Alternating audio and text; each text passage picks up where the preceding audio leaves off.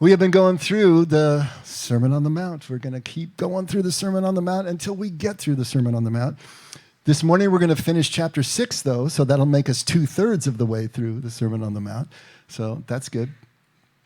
And to kick this one off, as we're still working through chapter 6, what would you say is the purpose of the spiritual life?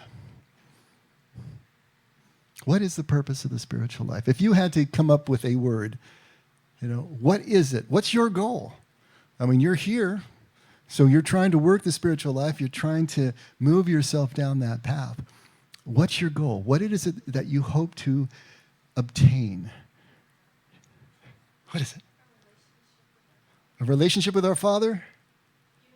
Unity? What's that? God's peace. These are all great. Any others? Meaning. Absolutely. Purpose, love, redemption, salvation. We could go on and on and on with the things that we want. And maybe you guys all said that today because that's the way you're feeling. If I ask you next week, it'll be something different, right? Because it is sort of a moving. Nina says no, but, that's Nina.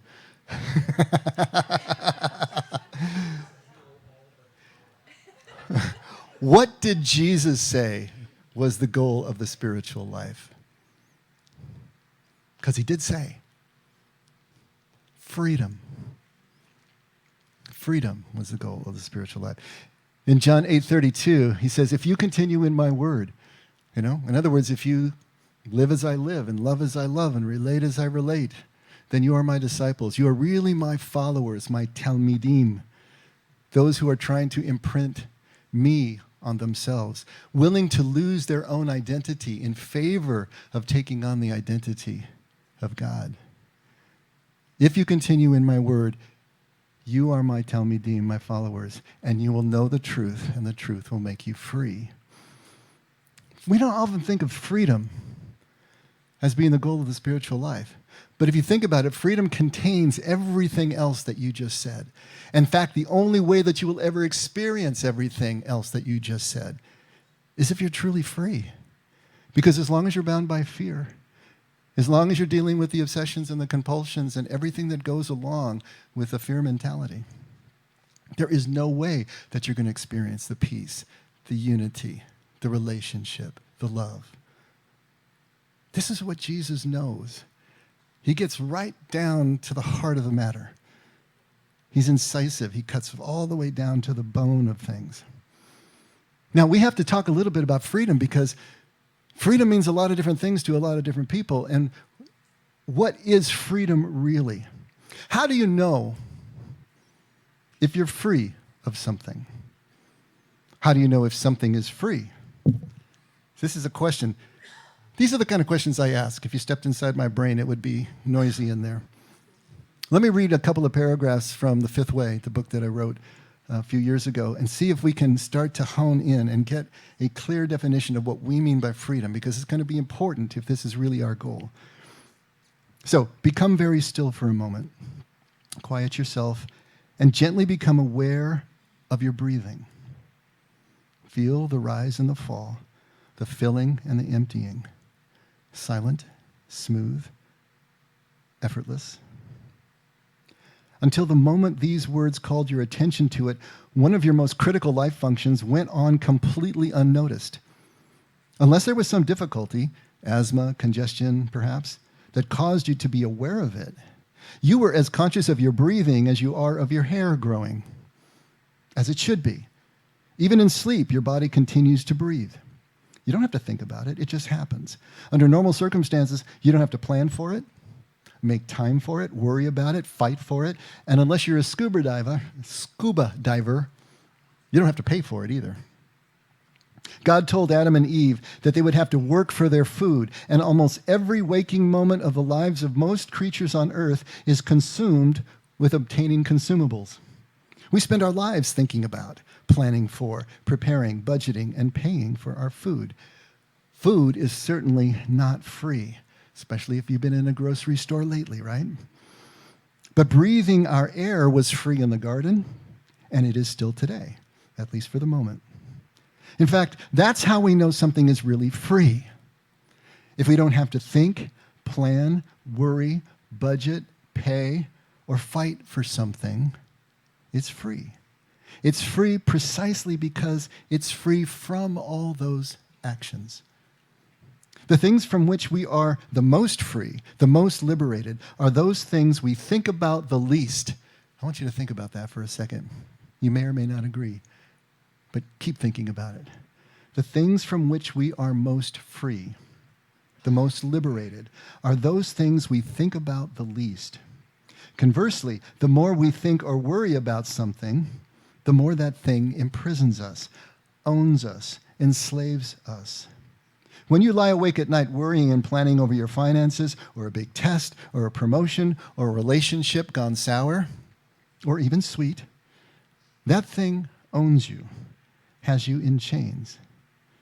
But when that thing is resolved to the point that you sleep through the night and go through your day without giving it a second thought, you are liberated. You're free, at least from that one thing. Now you might be saying, okay, but my relationships, if they're good, I'm thinking about them. Yeah, in a good relationship, we give up our freedom in order to have that person in our life, don't we? I mean, to be completely free would be completely alone. So we give up freedom for security. We give up freedom for relationship. And it's a good trade when the relationship is good. But when it's not, and we continue to think and plan and worry, that thing really is imprisoning us. We experience something as free when we don't have to think about it. Plan, work, save, pay, fight. And most importantly, when we're not worried about it anymore. That thing is free. Does that mean that that thing really is free? Or is it just free for us? In other words, is our sense of freedom subjective and personal? Or is it objective and just a thing is free or not? If something is really free, can we still worry about it? Can we still experience it as not free? You betcha. Think about this. Is God's love free? And you would probably say yes, right? Is God's love free? And Jesus says yes, absolutely. But what is your experience of God's love? How much do you think about it, plan for it, work for it, worry about whether you have it or not?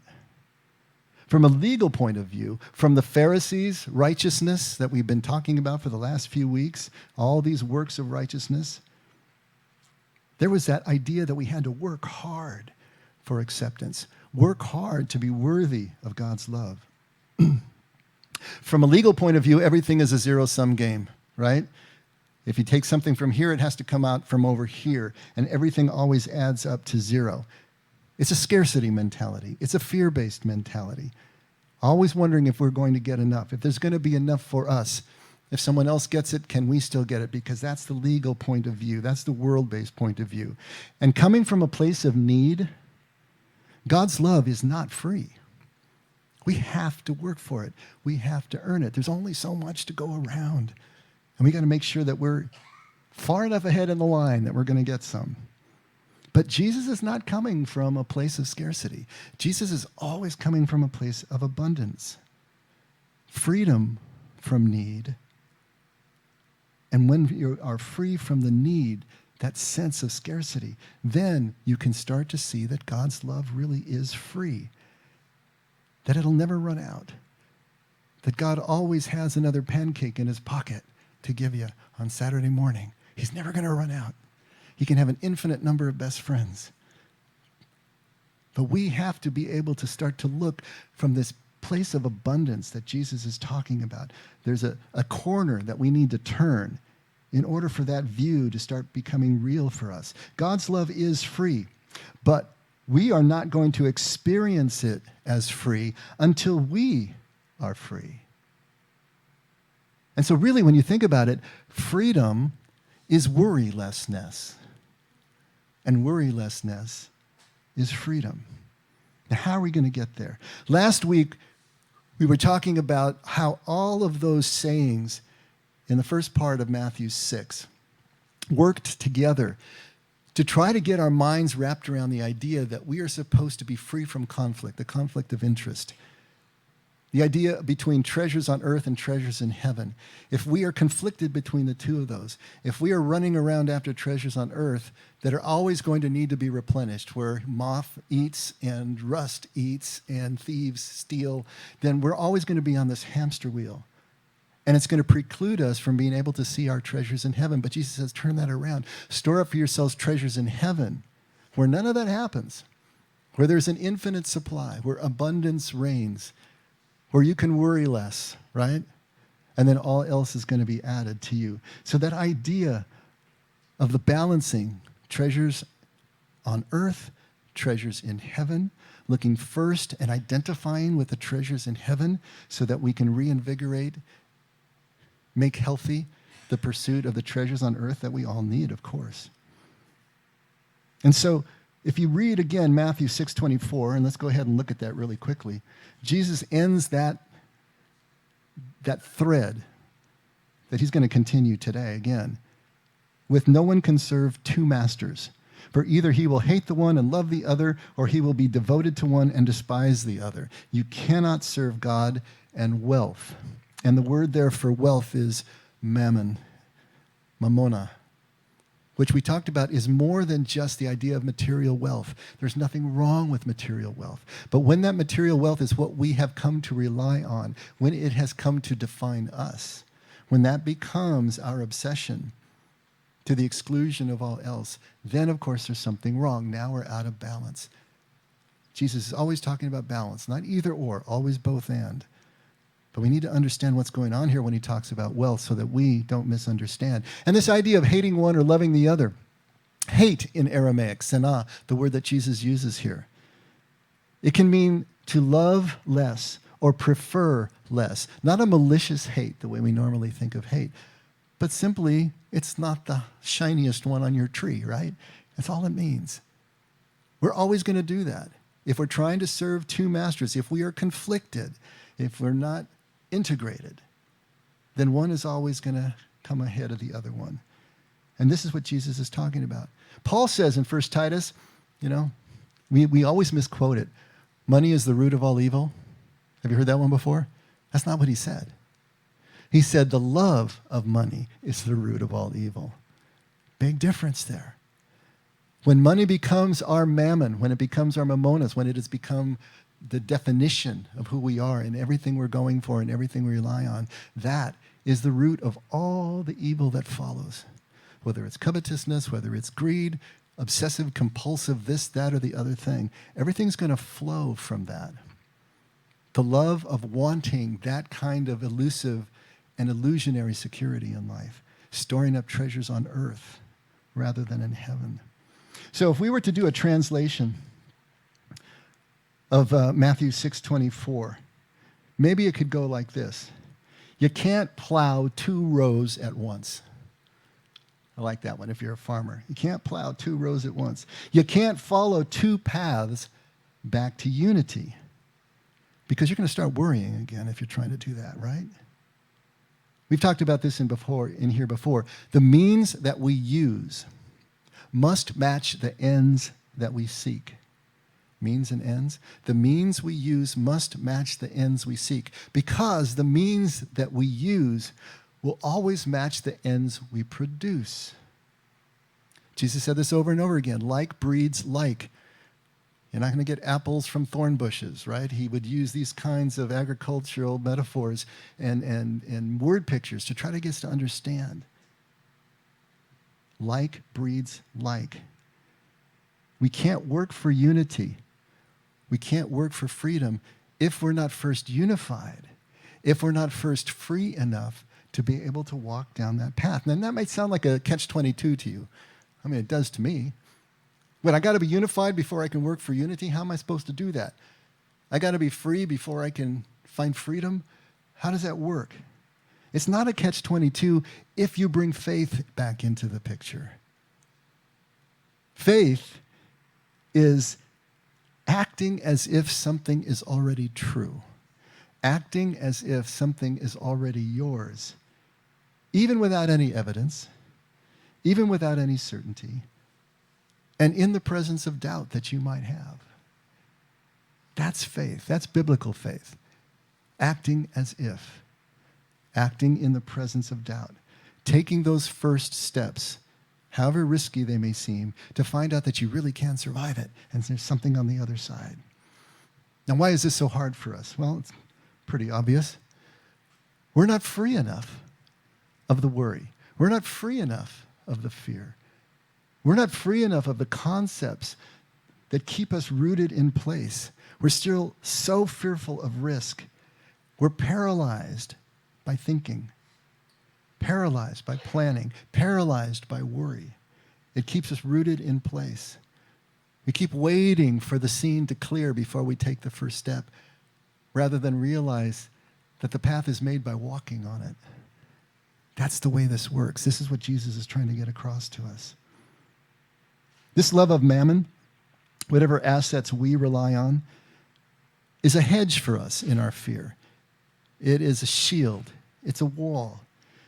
It creates the imagined security against the fear, but it doesn't make us free. It can't possibly make us free.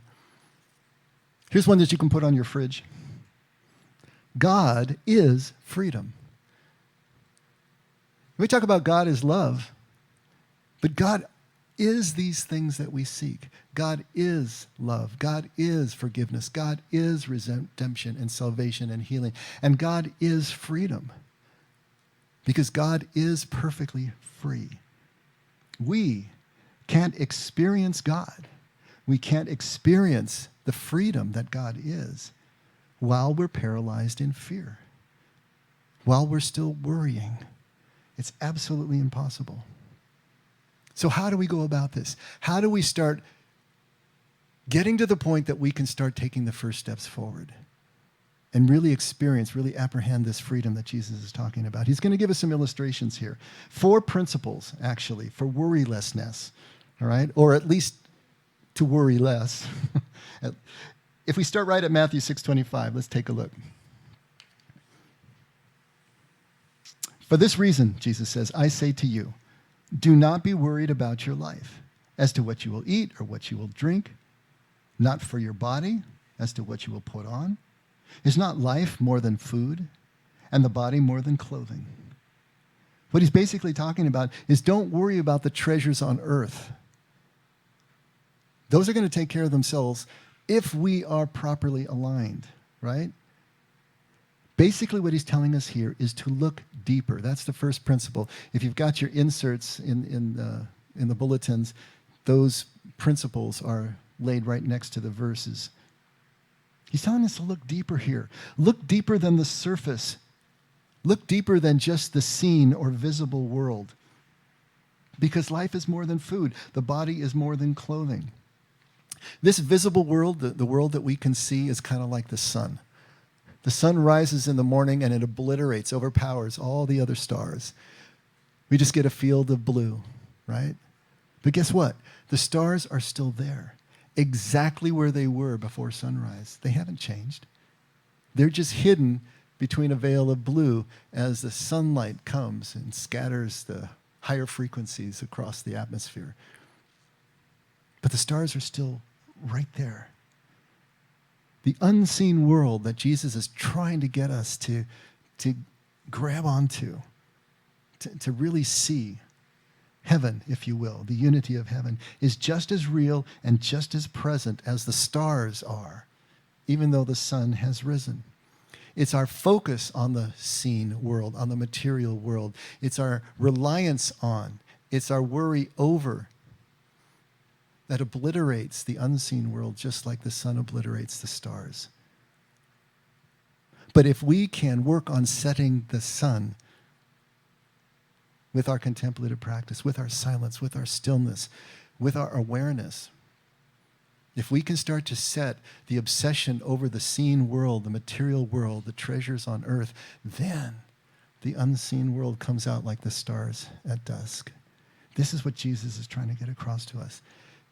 To keep the balance, to keep the perspective. As long as we're breathing here, we're going to need the things of the earth. That's survival. It keeps us breathing. But if we don't have that balance, if we don't have that perspective, if we don't see that the true value is in these spiritual things, these things of heaven, the things of unity, and they will reinvigorate and they will keep healthy our work for the things of the earth, then we're going to be lost. This is what he's trying to say. So this first principle, look deeper, become more aware, become more sensitive to how the constant spinning of your mind and the constant striving for the things you think you need are keeping you blind to this deeper, unseen world. In Matthew 26, look at the birds of the air, that they do not sow, nor reap, nor gather into barns, and yet your heavenly Father feeds them. Are you not worth much more than they? This is a kal vechomer argument. A typical rabbinical argument is called light and heavy. If something is true in the light instance, how much more true is it in the heavy, right? And so this is what he's saying. If your Father feeds the birds, that are so, they flitter in and out of life, how much more worthy are you? How much of more value are you? Isn't he going to do the same for you?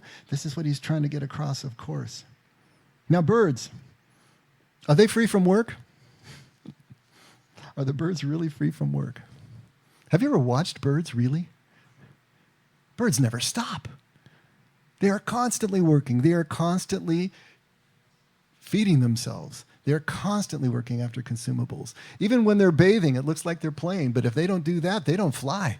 If they don't keep those feathers, at a certain level of oil freeness and preen and do the things that they can't fly, and if they can't fly, they're dead. They are constantly working. Always. But what they don't do is to sow or reap or gather into barns, because that always points to the future. What Jesus is talking about here is for us to stay present, look deeper, become more sensitized to the invisible world, the unseen world, and stay present. Birds only exist in the present moment. That's the best their little brains can do, right? They can't conceive of past or future. They're not storing anything up. Everything is in real time. It's flowing through them, right? We are supposed to take their example. Obviously, there's a balance. We need to be able to think about past and future, but we need to balance that. Birds only exist in the present. They take no thought, which is the actual translation, the literal translation of the word for worry here, to take thought. They take no thought for any other moment except the moment that they're in. And Jesus is saying, look at them. I always think of Jesus as having all this energy.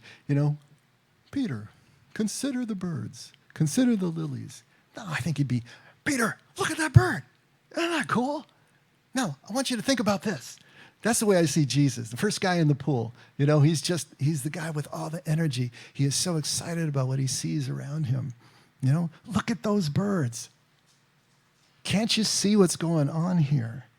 Can't you see how you don't really need to worry about all the things that you worry about? It doesn't mean you don't work, but there's a different quality to the work. It stays rooted in the moment, and it changes everything. Numbers and statistics will vary, but basically 90% of what we worry about never comes to pass. You ever thought about that? And 0% of your worrying does it any good. And 100% of your worrying destroys the present moment and the relationships that are within them. And yet we do it over and over and over. The experience of God's free love and presence is only possible in an environment of worrylessness. Now, our minds are capable of past and future, unlike the birds. That's what makes us human. That's what makes us different than the animals. That's the part of us that is created in God's image. But only in the present can we be free, because only in the present can we intersect with our God, who is freedom. If our minds are someplace else, we're not free. We're beholden to those things. There's a quote from a movie that I wanted to read you, because this has to do with fear. It's our fear that keeps us rooted in worry. It's our fear that keeps us rooted in obsessive compulsive thinking. And at this moment in the movie, one character says to another, actually, I think it's a father talking to a son, if I remember correctly. It's been a few years now. He says, root yourself in this present moment now. Root yourself in this present moment now. Sight, sound, smell. What do you feel? Fear is not real. The only place that fear can exist is in our thoughts of the future. It is a product of our imagination, causing us to fear things that do not at present and may not ever exist. That is near insanity. Do not misunderstand me. Danger is very real, but fear is a choice. We are all just telling ourselves a story. Now, I want to put a little caveat in there, because I don't know about you, but for me, the feeling of fear is also very real. Our reaction to the danger that we see, that we process as fear, we feel that, and that's real. But how we act in the presence of that feeling is our choice. So whether you're ready with this character to say that fear is not real, that's up to you. But the choice we make is very real. So what we've talked about, courage and fear and faith and doubt. Courage doesn't exist except in the presence of fear. If there's no fear, there's no courage. Courage is the ability to act in the presence of fear. Faith and doubt. If there is no doubt, there is no faith. The opposite of faith is certainty. Faith is the ability to act in the presence of doubt, in the presence of the lack of evidence, in the presence of uncertainty. That's what we need to be able to do. And Jesus is walking down this path. Look deeper. Stay present. These are the ways that you get to the point that you can take those first steps. You can actually move through this. At Matthew 6:27, and who of you by being worried can add a single hour to his life? I love this one. Now, some of you might have seen a translation where who of you by worrying can add a single foot to his height or inch to his height? And it's like, which one is true? Once again, it's both and not either or. It's interesting, but in the Greek, the word that is there for an hour or an inch or a foot is actually the word for forearm, because the basic unit of measure was a cubit. A cubit was basically from your fingertips to your elbow. That was the measure of a cubit, which of course varied from person to person, so it wasn't a hard measurement, but it's what they used. It's the best they had, right, to measure things that way. And so the cubit, the forearm, is the first part of that. The second part is the stature. In Aramaic, it's stature. So in Aramaic, the idea would be that it's adding a cubit to your height, basically, or a foot to your height. But in Greek, the word is actually maturity, and that can mean either size or years. And so either one is right, but you get the idea. What is Jesus talking about here? In Luke 12, Jesus says the same line, in another sermon that he's doing in Luke 12. And then he has a line that comes right after that. If you can't do that which is least, why worry about the rest? It's a perfect follow-on, right? You can't add a single hour to your life. You can't add an inch to your height. And if you can't do that which is least, why are you worrying about the rest? In other words, what Jesus is talking about in this third principle is to accept your vulnerability. The basic facts of life lie outside of our control. The most basic things we can't control. How tall we are, how long we live, how fast the sun moves across our sky during the day. So if we can't control those basic things, the only thing we can do is accept them, to rest in the dependence of children of God, to rest in the vulnerability and the frailty of the human condition, not try to fight it, not try to fortify ourselves against it. That just adds the fear and adds the constant worry, the constant striving, but to say, hey, this is who I am. This is who we are. In other words, to begin to trust, to move into that anavim spirit that we've been talking about all along, The people who realize they don't have control and that the only thing that they can ultimately count on is their God. All of their own efforts can't avail them much because they live on the margins of life typically. Not that a rich person or a powerful person can't have an Anavim spirit, but as Jesus said, it's easier for the camel to go through the eye of the needle than for one of these rich people to be able to understand this principle, to accept vulnerability.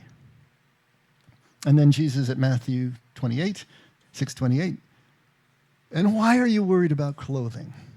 Observe how the lilies of the field grow. They do not toil, they do not spin. Yet I say to you that not even Solomon in all his glory clothed himself like one of these.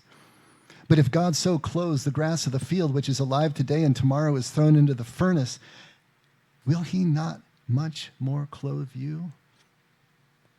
Kal v'chomer, right? Light and heavy. You have little faith. Do not worry then, saying, what will we eat? What will we drink? What will we wear for clothing? For the Gentiles, those who stand outside the law, those, most importantly, who do not know our God. That's what a Gentile was. One who doesn't know our God. You know, you don't know my dad. If you knew my dad, you wouldn't worry so much, right? Don't worry then. For the Gentiles eagerly seek all these things, for your heavenly Father knows that you need them. The lilies of the field, flowers, they're not capable of work. I mean, you could maybe say that the whole process, of turning sunlight into energy and all that is work of sort, but it's not the same kind of work that we think about. Not the same kind of work the birds are doing, right? The lilies, the flowers, they're not conscious. Well, I suppose that also depends on who you talk to. There's some people that think plants are conscious, but they're not conscious in the same way that the birds are, that we are, right? And yet they are there in this perfect state. Jesus is saying is this fourth principle: see the perfection that is around you. See how this moment is perfect in and of itself. Regardless of whatever circumstances you want to change, regardless of whatever you may see as lacking, can you just put that on hold for just a moment? Can you step outside of that bubble and see these flowers and see how this moment is perfect? See that perfection. See that perfect beauty comes from just being what they are. Nothing more, nothing less. Anything added to these flowers at that moment, anything subtracted from these flowers at that moment would only make them less than perfect. See perfection, see completion, fulfillment in the moment, and let that moment be just enough for you. As with the lilies, God has clothed us perfectly as well. And beauty, our beauty, lies in the essence of who we are, lies in who we are in God, of course, and not in our own effort. We are not perfect and complete and fulfilled because of our effort, but of simply who we are created to be. And when we make the choice to connect with God in the moment, we complete that circuit, and we are in a perfect moment. And we will experience that moment as just enough. Nothing needs to be added. Nothing needs to be subtracted. It just is. Nothing has changed out there. I still got to pay my rent. I still got to go to work in the morning. I still got to fight that boss, whatever it may be that you are thinking about and worried about. But in that moment, it's just enough. In that moment, the wolves are at bay. And in that moment, you can experience again the perfection of God's creation, the perfection of this relationship that we have with God. And then finally at verse 33, he says, but seek first his kingdom and his righteousness. Seek first God's kingdom and God's righteousness. So God's kingdom is what? It is the awareness of and experience of God's presence in the moment. That experience, that awareness is what drives you, what motivates you, what informs all your choices. that connection with God. And what is God's righteousness? It's unity. It's oneness. It is the dissolving of boundaries between us so that we see each other as part of one organism, if you will. Seek first God's kingdom and his righteousness, and all these things, what things? The treasures on earth, the things that we physically need, will be added to you. So do not worry about tomorrow, for tomorrow will take care of itself. Each day has enough troubles of its own. Pretty true, right? Seek first God's kingdom and God's righteousness. Store your treasures in heaven, in unity. If we do, then everything else, the treasures on earth, will be added. So, having said that, does that mean that God's going to pay my mortgage? See, that's the thing that we think about when we talk about this, things like this. We try to get it one for one, you know. If I do all the principles, then God's going to make sure that I am rewarded. Now we're back to the Pharisees again, and Jesus would say, you have your reward in full. No, God's not going to pay your mortgage. Sorry. It would be nice, but no. But when we become unconflicted, when we become connected and unified with God, with God's presence, then we become empowered ourselves. We become balanced here on earth. And present to God, empowered and connected to God, things happen. When you show up, and you show up in this kind of attitude, the Anavim spirit, you are the most attractive you're ever going to be, and you will attract things in. This law of attraction, it's real in the spirit. Doors will open that you never saw coming. People will come into your life. You know what? Your mortgage will get paid if you show up and do the work that the birds do day in and day out, but with this kind of attitude, with this kind of presence. People like to work with their friends. People like to work with people who make them feel better about themselves. People like to work with the person who walks in the door and lights up the room that you can't wait to have at your party or at your workplace. This is a kingdom person. This is who Jesus was. This is why he attracted who he attracted.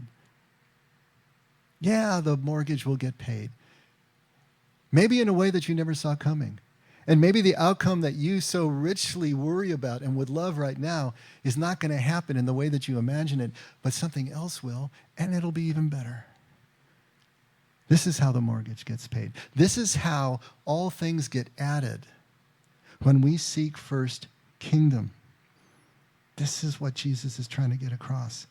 When we become free to be exactly who we are, free from the worry over and the working for God's love, which is already free, things happen that we can't predict. It's so hard for us to see this, to rest in this truth, because we've been taught to worry, haven't we? Since earliest childhood, haven't we been taught to worry? Haven't we been taught that nothing is free? Haven't we been taught that we got to perform for acceptance? That's the world that we live in. And so we have grown up to see ourselves as unworthy. And changing that view is everything that Jesus is about. It's what the good news is all about. He's trying to get us to change that basic view of ourselves and life and our relationship with God. Changing that view lies at the heart of freedom, the freedom that Jesus intends for us. A few years ago, I was working with someone primarily through email, but we met a few times as well. And this is someone who is really struggling. Because of his past, because of his upbringing, because of things that had happened in his life, he did not feel worthy. And he was a leader in church, and that just drove the knife deeper, because he knew what the ideal was as an elder and a leader in the church, and he had fallen so short of that, and he was just dragging. And I sent him some materials, and we started talking, and was trying to get what I'm telling you about this morning across to him. And he wrote me back at one point, and he said, "Thanks for emailing these great resources. I think they may be saving my life. My stubborn, lazy, fearful, and reluctant old man is still winning, trying not to finish the race. But I do see a glimmer of hope on the horizon. And even though shame and resentment and regret keep calling back, I used to say that you can't polish feces. Only it's not feces on the page. Well, maybe I'm not feces after all. And maybe there's a chance I can truly begin the process of change, real and lasting change. There is much I'm shameful of, but to be set free from a few of the things, at least, might loosen the noose and begin the course of dismantling this rope of self-loathing. See, that's the way it works. The essence of the good news, we're not feces. We are not the product of this original sin that we imagine ourselves to be, completely depraved, completely separated from God's love. Nothing can be further from the truth. You can take that one and just erase it off the books, please.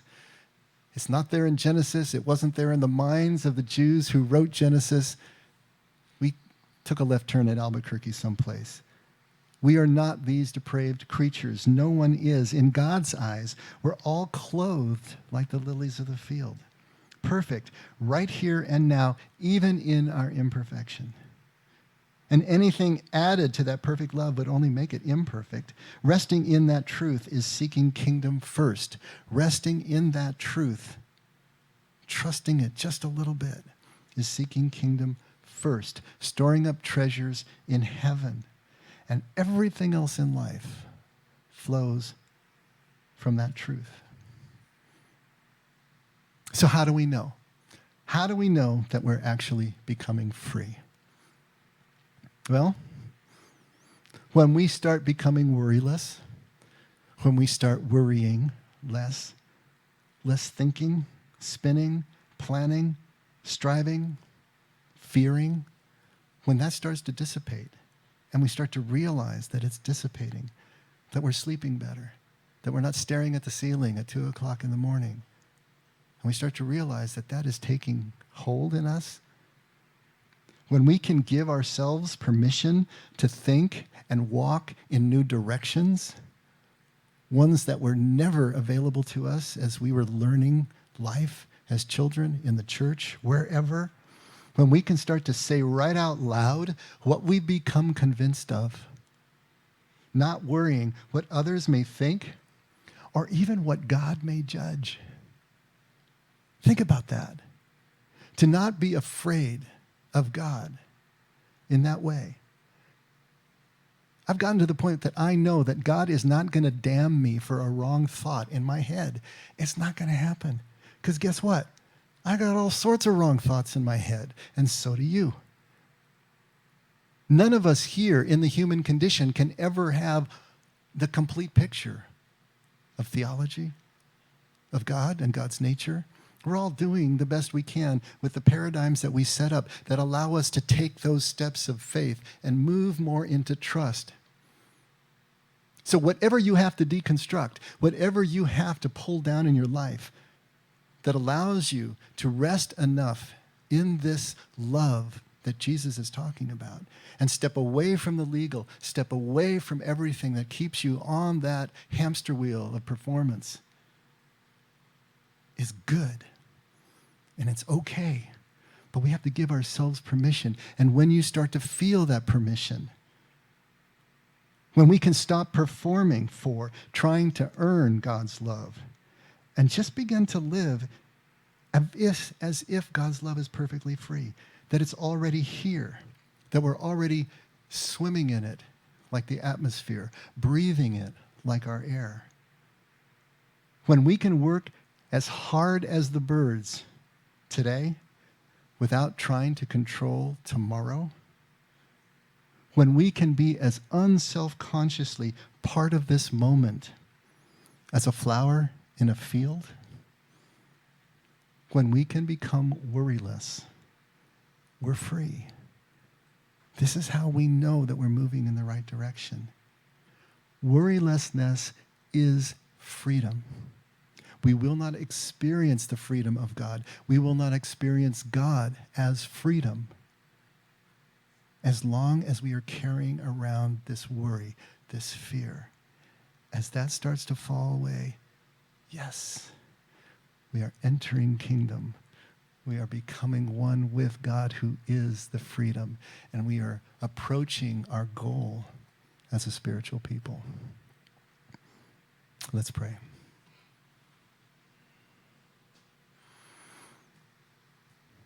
Father, it's foreign for us often to think of you as freedom, even sometimes to think of you as love. But help us to see that every time we see freedom, every time we see love, every time we see forgiveness, we are seeing you. We're seeing a part of you acted out in human form. And the only reason that that exists in our path, in our experience, is because it comes from you, that it started with you, that you did it first. That any of this exists in our world is proof that you are here, that you are who you say you are. That's what we want, Lord. We want more and more to be identified with that, with you, with your freedom first, that will distill down to everything else that we know we need. But help us to start there, to let go of whatever we need to let go so we can take those first steps in a direction as if it is already true, so we can experience that it is and know that we know and trust what we know and become convinced of what we're convinced of. That's our prayer, Lord. Starting today, starting right now, take us there. Make us, help us to be willing to be taken there. And thank you, Lord, for every help, every empowerment along the way. And never let us forget, we can only love because you loved us first. In Jesus' name, amen. Let's all stand.